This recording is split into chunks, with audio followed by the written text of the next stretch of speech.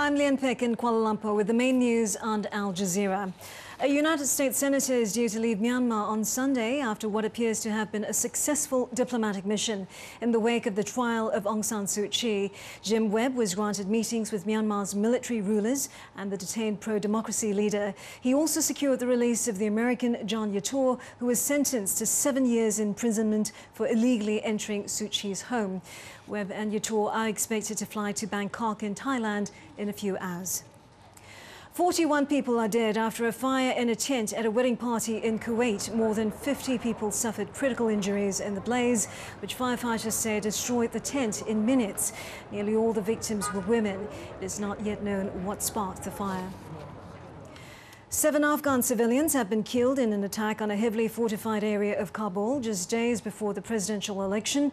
The Taliban claims it was responsible for the suicide car bombing outside the compound for international security forces.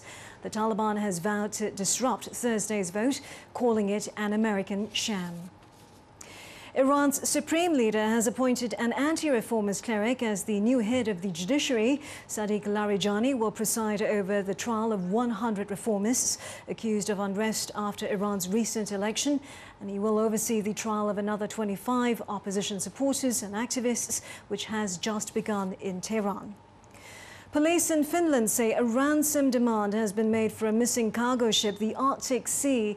The ship was carrying 15 crew and $1 million worth of timber when it disappeared off the French coast more than 2 weeks ago.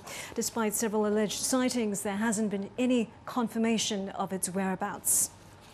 Farmers in the Andes mountain in Peru have freed 13 police officers and 4 civilians after officials agreed to provide them with fertilizer.